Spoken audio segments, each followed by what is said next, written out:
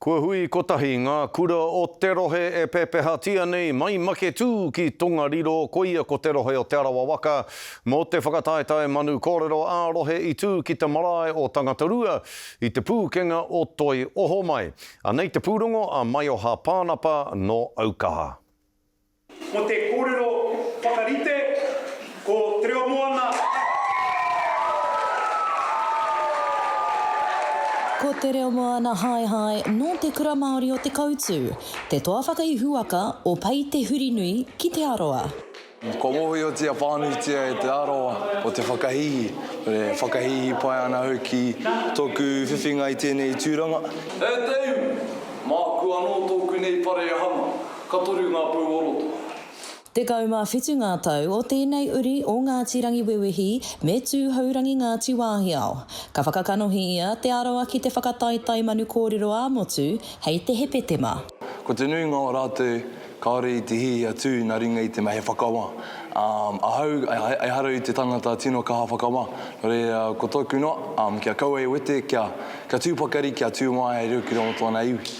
Ko Kaia Jordan.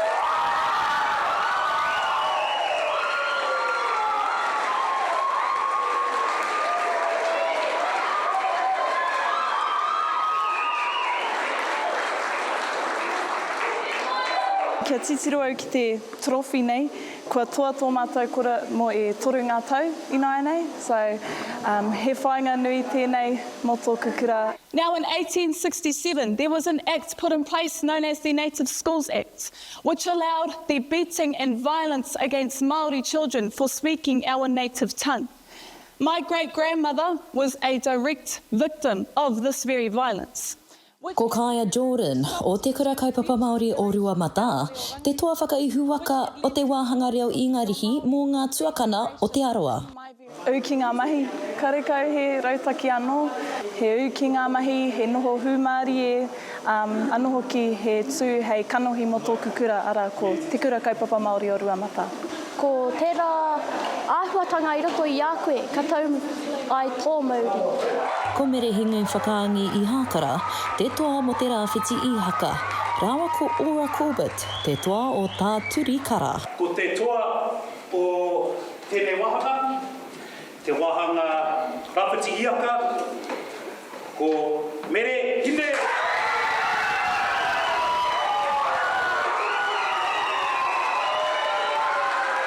Kia tūkotahi ki te whakamana i te reo, ki te ao. He pai mo tō mātou kura. Te nuinga o te wā kaore mātou e tino haere ki ngā whakataetai āmotu o te Manu Kōrero. Hei tā praone, mātou o Te Arawa, ko mohi o tia mo te whakahihi, e me te mea hoki e hara i te mea he whakamā mātou ki tō mātou whakahihi. Anō reira, ko Te Arawa tanga ki a hau ko te whakahihi, ngari tonu e noho hūmāri e aho ko te aha.